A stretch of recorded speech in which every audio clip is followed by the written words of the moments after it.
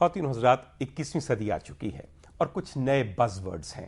آبی جنگیں، آبی مذاکرات، آبی ضیاء، آبی حیات، آبی وسائل. یہ سب باتیں اس لیے ہیں کہ ہم اپنی اس دھرتی کا پانی یا تو بہت زیادہ ضائع کر رہے ہیں یا ہم اپنے حصے کا پانی لینے کی اہلیت ہی نہیں رکھتے. اور آپ یقین کیجئے کہ میں جو بار بار آپ کے اس گلیمرس میڈیا ورلڈ میں آپ کے پانی کے قطرے اور آپ کی پیاس کا ذکر کرتا ہوں تو صرف ایک وجہ سے کرتا ہوں، تاکہ یہ ملک اس بات کا احساس کر سکے کہ اگر پانی نہ رہا تو بجلی تو خیر رہے گی نہیں، شاید ہمارے لیے بھی رہنا مشکل ہو جائے.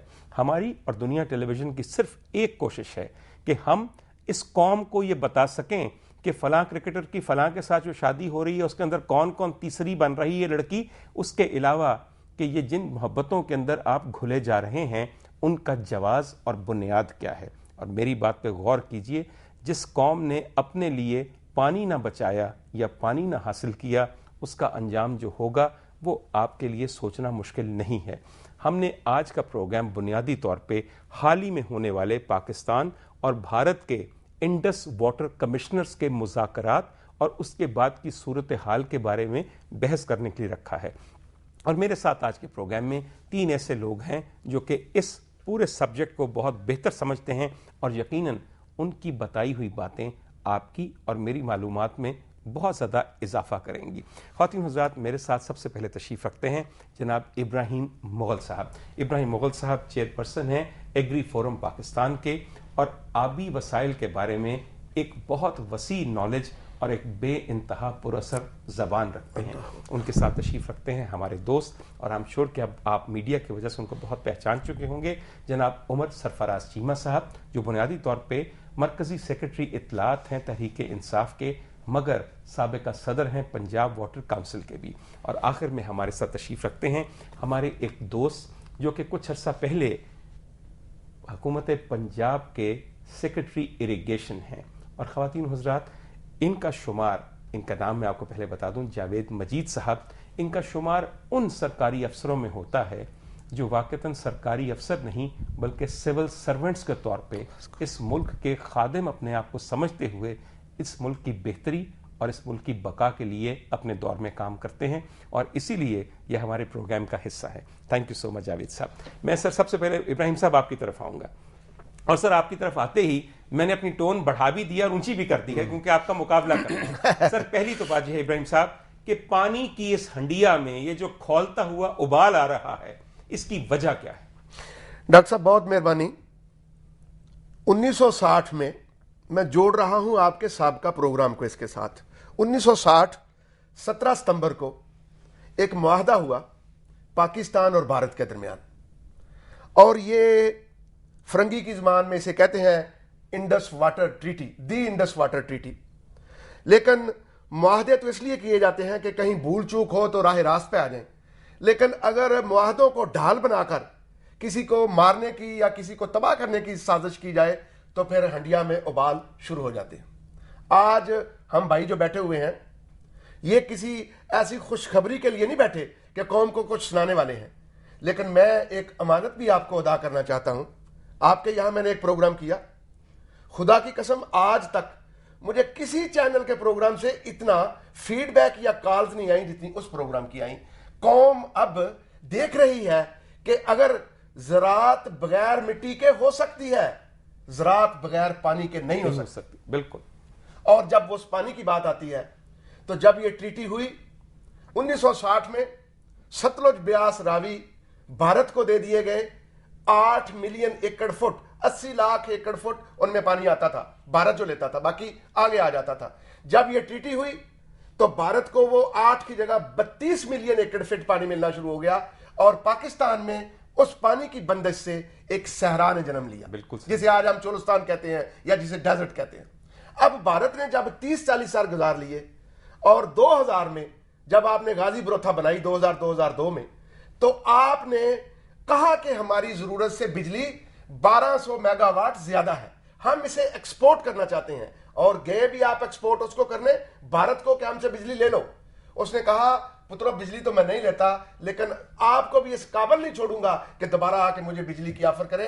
آج بہت بڑی طاقتیں پاکستان کو اگر سبق سکھانا چاہتی ہیں، میں برملا کہہ رہا ہوں، حکمرانوں کے لیے خصوصاً کہہ رہا ہوں اور قوم کے لیے کہہ رہا ہوں کہ قوم اٹھ کھڑی ہو، دو چیزیں، انرجی اور پانی میں ایسا سبق سکھاؤ اس ملک کو کہ یہ بولنے کے قابل نہ رہے، خدا نہ خواستہ ہمارے وجود کے در پہ ہے۔ اور ڈاکٹر صاحب کیا ہوا 1960 میں ہمارے سے جو 3 دریا آئے، سندھ، جہلم اور چناب، اگر 1960 میں سندھ میں 93 ملین ایکڑ فٹ پانی آتا تھا، اب کم ہو کر 2002 میں 48 ملین ایکڑ فٹ رہ گیا۔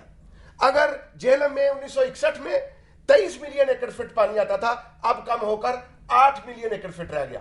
اب چناب میں جب اس وقت 26 ملین ایکڑ فٹ پانی آتا تھا، اب کم ہو کر 9 ملین ایکڑ فٹ رہ گیا۔ ہمارے اس مفاد کا تحفظ کس نے کرنا ہے؟ ادارے کرتے ہیں، ادارے کے افراد کرتے ہیں۔ مجھے افسوس سے کہنا پڑے گا، میری نہ کسی سے ذاتی دشمنی ہے، محبت تو ہو سکتی ہے۔ آپ نے ایک پروگرام کیا، مجھے للہ ایمانداری کی بات ہے آپ سے زیادہ محبت ہو گئی کہ آپ درد دل رکھنے والے انسان ہیں۔ خواتین حضرات، ابراہیم مغل صاحب سے سوال پوچھنے سے پہلے میں نے بات کو ہلکا رنگ دینے کے لیے یہ کہا تھا کہ حال میں پانی کی ہنڈیا میں ابال آیا ہوا ہے۔ ان کی باتیں سن کے ان کے بتائے ہوئے فگرز آپ تک پہنچے ہیں اور مجھے یہ پتہ چلا کہ ہنڈیا میں پانی رہا ہی نہیں ہے، بھاپ بن کے اڑ گیا یا کبھی ڈالنے کی نوبت ہی نہیں پیش آئی۔ ہمارے دریا گندے نالے بن چکے ہیں، ہمارے کھلیان صحرا میں تبدیل ہو چکے ہیں، اور اس وقت صورتحال یہ ہے کہ اس ملک کے دشمن بڑی آسانی سے صرف بجلی اور پانی کا کامیاب بحران پیدا کر کے اس ملک کی سلامتی کے در پہ ہیں۔ اور افسوسناک بات یہ ہے کہ حکومت نہ صرف سوئی ہوئی ہے بلکہ بے ہوش ہے، اور اس کے ادارے کسی بھی مذاکرات پہ جانے سے پہلے ہار مان چکتے ہیں۔ میں سب سے پہلے اب آپ کی طرف آؤں گا عمر۔ بڑی امیدیں تھیں، ہم نے پچھلا پروگرام کیا، یقین کیجئے جماعت علی شاہ صاحب کو بلایا۔ میں ویسے آپ کو بتا دوں کہ جماعت علی شاہ جو پاکستان کے انڈس واٹر کمشنر ہیں، جب ہم نے ان کو اس پروگرام میں آنے کی دعوت دی اور یہ کہا کہ آپ نے جو کچھ ابھی حالیہ انڈس واٹر ڈائیلاگ کے اندر اچیو کیا ہے، اپنی داستان ہمیں آ کے سنائیں، تو انہوں نے کہا کہ میں تو بالکل ہی نہیں، بلکہ میرے ادارے یا میرے رفقائے کار میں سے بھی کوئی آپ کے پروگرام میں نہیں آئے گا۔ So much for accountability and transparency. عمر، حالات آپ کے سامنے ہیں، مذاکرات سے امیدیں بہت تھیں، کس ایٹیٹیوڈ کے ساتھ ہم نے مذاکرات شروع کیے، کیا پایا؟ شکریہ ڈاکٹر صاحب۔ سب سے پہلے تو جیسا آپ نے خود ہی پانی کی اہمیت کے بارے میں خود ہی کافی آپ نے تفصیلی بات کر لی۔ آپ سب جانتے ہیں کہ پانی جو ہے ایک لائف لائن ہے زراعت کے لیے اور لیونگ بینگس کے لیے بھی، اور خاص طور پہ پاکستان جیسا ملک جس کی معیشت کا انحصار ہی زراعت کے اوپر ہو، اس کے لیے کوئی دوسری رائے ہے ہی نہیں کہ اس کی کتنی اہمیت کتنی زیادہ ہے۔ آج آپ سب جیسا ابھی مغل صاحب نے بھی ذکر کیا 1960 کے سنتاس معاہدے کا ذکر کیا، ایکچولی ہمیں 1947 سے اگر ہم دیکھیں تو ہمیں ورثے میں کچھ ایسے ڈسپیوٹس ملے کہ جن کو کرتے کرتے جو اس وقت جو بھی حکمران تھے 1960 کے اندر، انہوں نے یہ سوچا کہ جی ہم مسئلے کو ریزالو کرنے کے لیے کریں۔ دیکھیں بات یہ کہ اگر ہم خود ہی اپنے پاؤں پہ خود کلاڑا ماریں اور یہ کہیں کہ جی ہمیں دوسرے الزام دوسروں پہ ڈال دیں تو یہ مناسب نہیں ہوگا۔